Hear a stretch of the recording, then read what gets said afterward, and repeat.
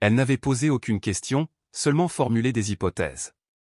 Mais quand elle a dit « Je vais appeler le Pentagone », l'expression sur son visage en disait bien plus que ces mots. Le ciel, ce matin-là, était couvert de nuages. Il ne pleuvait pas, mais la lumière était tamisée, douce, presque mélancolique, comme si la journée elle-même voulait lui offrir un peu de paix. Le colonel Grant Edison avait toujours aimé ce genre de météo. Pas de soleil éblouissant, pas de sueur sur la nuque, juste une tranquillité sobre, silencieuse. Elle coupa le moteur du SUV noir aux plaques gouvernementales et observa sa nouvelle maison. 2 étages, une façade en briques rouges, un porche simple, sans prétention. Rien de tape à accent grave-l'œil, exactement ce qu'elle cherchait depuis des années. Après 22 ans de service, Brand sortit du véhicule et redressa sa veste d'uniforme. Les décorations étaient parfaitement alignées sur sa poitrine. Elle portait sa plaque d'identité, ses insignes de branche, son grade de colonel à part entière.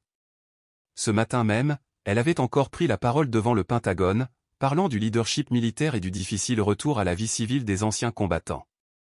Les applaudissements résonnaient encore dans sa mémoire. Mais ici, à Mont Park, en Virginie, tout ce qu'elle voulait désormais, c'était défaire ses valises et se reposer.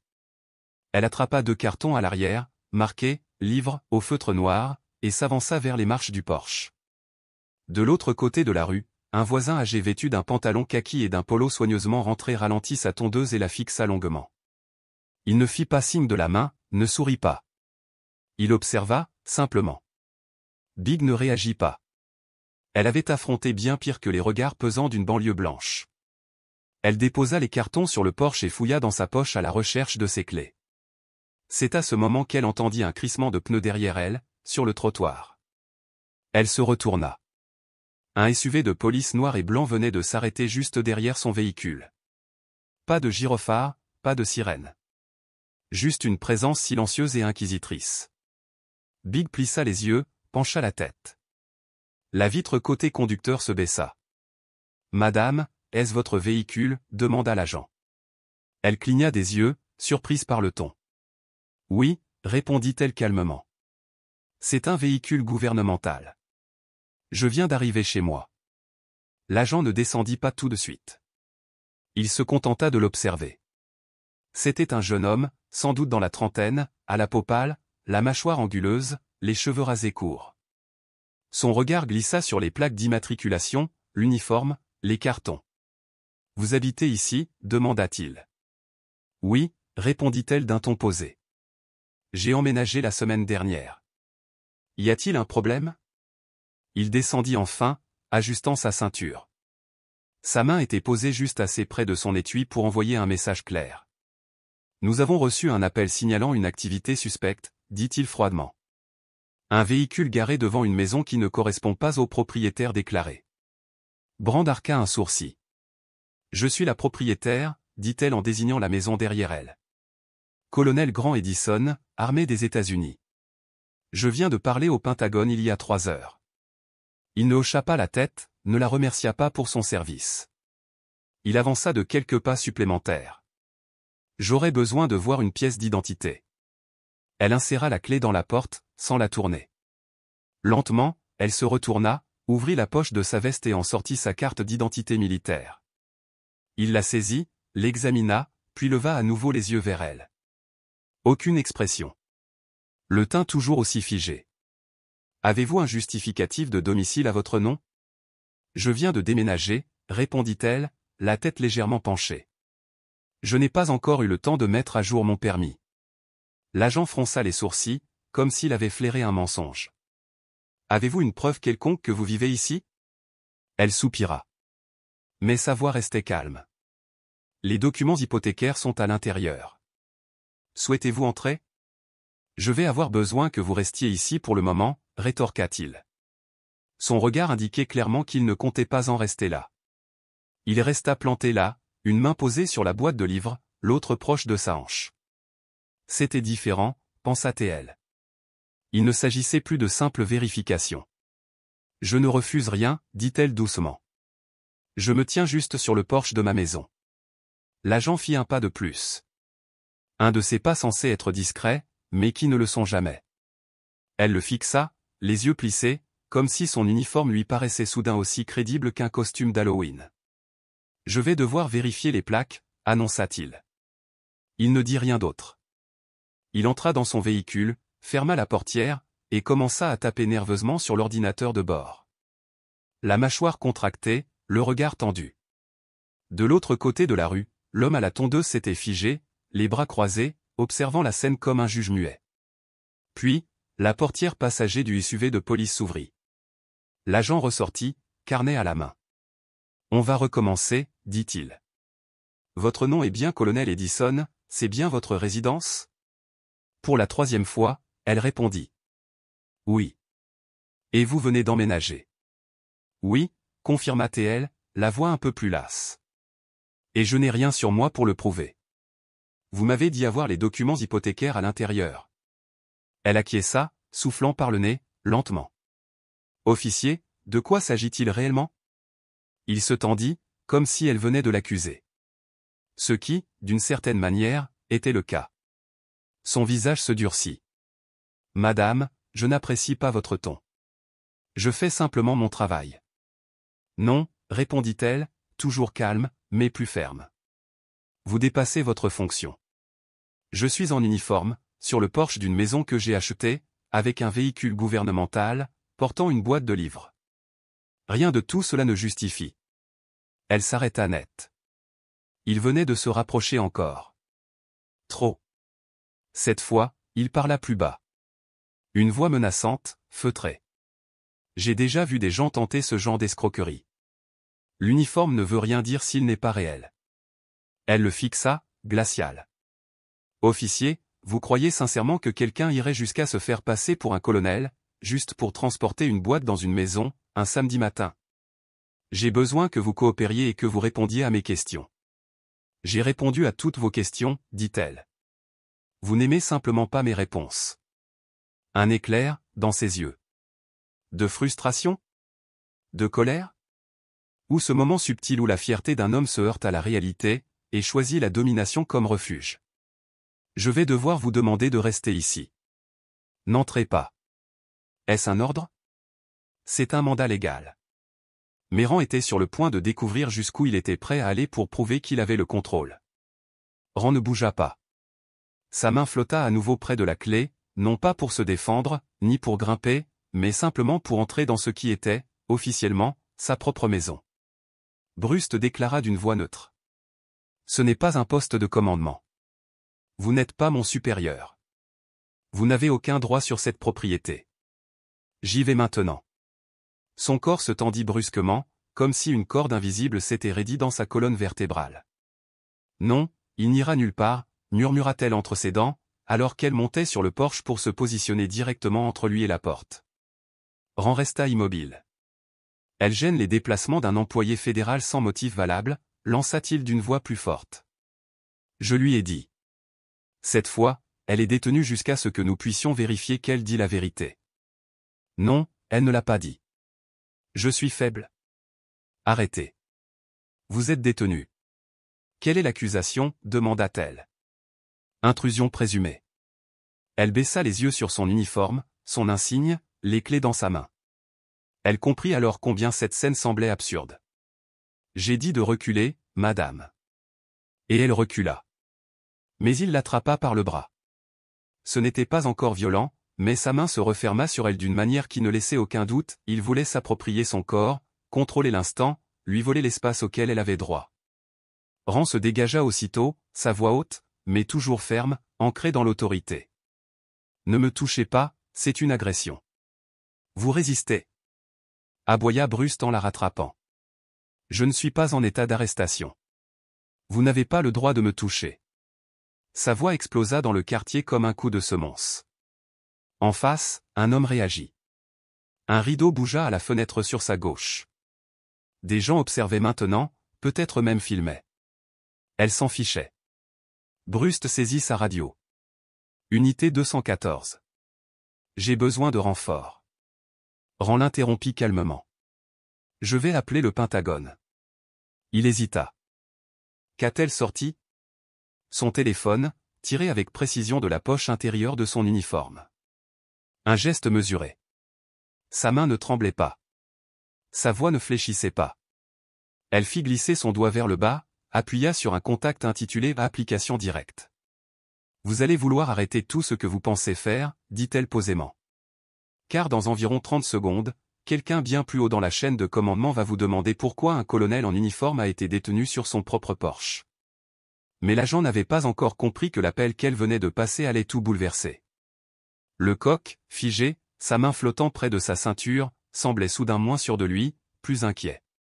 Rand tenait le téléphone contre son oreille. « Colonel Gison ici », dit une voix à l'autre bout. « Capitaine Rollins. »« D'accord, madame. »« Pas exactement », répondit Rand d'un ton égal. « Un agent local m'a arrêté devant chez moi, sans inculpation, sans motif. Il ne croit pas que je vis ici. J'ai besoin que cela soit documenté. » Un bref silence. Puis la voix devint militaire, tranchante, claire. « Compris. Quel est le nom de l'agent? Où vous trouvez-vous? » Bost Menace Park, au coin de Evergrande et St. John's. Restez en ligne. Elle n'avait pas besoin d'en dire davantage. Elle savait que les protocoles de sécurité interne étaient déjà activés. Quelqu'un avait été alerté. Ce ne serait qu'une question de secondes. Brust cligna des yeux, comme s'il comprenait enfin que ce n'était pas une plaisanterie, ni une escroquerie, ni une recrue avec un faux badge. C'était réel. Il recula d'un pas. Pour la première fois, sa voix perdit un décibel. Qui a-t-elle appelé exactement? Elle le fixa dans les yeux. Le ministère de la Défense. Vous venez de poser la main sur un colonel en grand uniforme, sur sa propre propriété. Elle est déjà dans le système de quelqu'un. Sa radio grésilla. Une voix ferme s'y fit entendre. Unité 214, restez en attente. Confirmez votre position actuelle. Brust porta le micro à ses lèvres. Evergrande et St. John's. Reçu. Il est informé que le sujet en question a été positivement identifié par une vérification fédérale. Service du colonel Rand confirmé par le Pentagone. N'intervenez pas davantage. La mâchoire de Brust se crispa. Le dispatch ne faisait que confirmer. 214. Vous êtes prié de partir immédiatement. Des renforts sont en route. Surveillant prévenu. Le visage de Brust pâlit. Rand ne broncha pas. Elle restait debout, droite, son téléphone toujours à l'oreille. Le capitaine Rollins reprit la parole. Il est toujours là? Oui. Souhaitez-vous que je me connecte à une liaison civile ou qu'on en reste là? Laissez-le comme ça. Reçu. Gardez la ligne ouverte. D'accord. Je vais bien. Je suis juste fatigué. Elle baissa son téléphone et tourna enfin les yeux vers sa porte d'entrée. J'y vais maintenant, officier Brust, à moins que vous n'ayez l'intention de me renverser. Il ne répondit pas. Elle prit la clé, tourna la serrure, puis ouvrit la porte comme elle avait prévu de le faire il y a déjà 15 minutes. Mais le véritable moment de vérité n'était pas encore arrivé. Avec les gyrophares qui pulsaient dans la nuit, les regards braqués sur elle, et aucun endroit où se cacher derrière une assiette ou une excuse, elle se contenta de poser la boîte à livres juste à l'intérieur de l'entrée. Elle n'avait pas encore refermé la porte. Elle ne voulait pas que l'agent Brust sache précisément où elle se trouvait dans sa maison. Pas de fuite, pas d'obstacle, pas de loi enfreinte. Au bord du porche, Brust semblait figé, comme s'il avait oublié comment fonctionnaient ses jambes.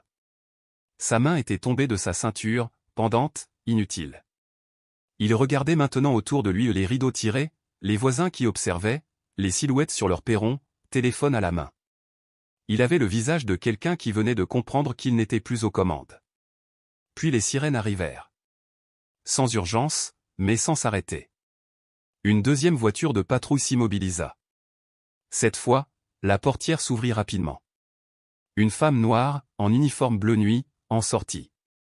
Ses galons étincelaient, son visage restait impassible. Elle marchait avec calme et autorité, bottes frappant le trottoir. Pas de précipitation, pas d'hésitation. « Lieutenant Ali », dit-elle en montrant son insigne de supervision. Rand acquiesça. « Colonel Randisson. » Le regard de Tali se tourna vers Brust. Il ouvrit la bouche, prêt à s'expliquer, mais elle leva simplement un doigt. Il se tut. « On vous contactera. » Tali monta sur le porche de Rand. « Madame, puis-je entrer un instant ?» Rand montra un fauteuil en cuir juste à l'intérieur du salon, encore encombré de cartons à moitié déballés. La maison sentait le carton, et vaguement le pain chaud. Merci de rester calme, dit Ali. J'ai vécu pire, avec des conséquences bien plus graves, répondit Rand posément. Mais malgré tout, cela n'aurait jamais dû se produire. Pas sur son propre porche. Elles restèrent silencieuses un moment, puis Ali reprit. Puis-je parler librement? Allez-y. J'ai déjà eu des plaintes au sujet de Brust. Rien de confirmé. C'était souvent subtil. Mais cette fois, c'est concret. Votre appel a peut-être évité le pire à quelqu'un d'autre. Rand se pencha légèrement. Que va-t-il lui arriver? Tali soupira. Ça dépend. Les affaires internes sont déjà en route. Le Pentagone est en contact avec notre direction. Le maire sera probablement informé avant l'heure du dîner. Au mieux, il sera suspendu, évalué, réprimandé. Au pire, mis à pied, peut-être plus. Dehors, Brust faisait les 100 pas. Il regardait la rue comme s'il espérait s'évanouir dans les arbres. Je ne veux pas de sang, dit Rand. Je veux des comptes. Il en aura, répondit Tali en se levant. Vous voulez que je l'escorte hors de la propriété? Rand secoua la tête. Laissez-le partir. Il a juste besoin de ressentir. Tali ressortit, baignée par la lumière du jour. Rand la suivit jusqu'à la porte, bras croisés. Officier Brust, appela Tali. Vous êtes relevé de vos fonctions en attendant l'enquête. Remettez votre arme et votre insigne, immédiatement. Il ressemblait à un homme qu'on venait de désarmer jusqu'à l'âme. Muet, il décrocha sa ceinture, la tendit, ainsi que son insigne. Aucune parole, aucune résistance. Seulement le silence. Puis, il tourna les talons et marcha jusqu'à sa voiture de patrouille. Il n'y monta pas. Il resta là, immobile, peut-être en attente d'ordre, ou simplement en train de réaliser que la réalité l'avait rattrapé. Big, le vieil homme, était toujours là, assis sur le grand porche, regard fixe. Mais la fin de cette histoire ne concernait plus Brust. Elle concernait le quartier. Et ce qui allait suivre. Le lendemain matin, un calme apaisant régnait. Pas celui qui masque quelque chose, mais celui qui guérit. Big était assis sur les marches du porche, une tasse de café à la main, vêtu d'un vieux sweatshirt et d'un pantalon de survêtement militaire. Les cheveux attachés, sans uniforme. Aujourd'hui, il l'avait bien mérité. Une femme promenant un golden retriever passa sur le trottoir d'en face. Elle jeta un regard vers lui, hésita, puis lui fit un petit salut. Rand hocha la tête en retour. Puis arriva l'homme qui la veille avait observé la scène. L'herbe devant chez lui restait à moitié tondue. Il traversa lentement la rue, les mains enfoncées dans les poches de sa veste. « Je ne sais pas qui vous êtes, dit-il.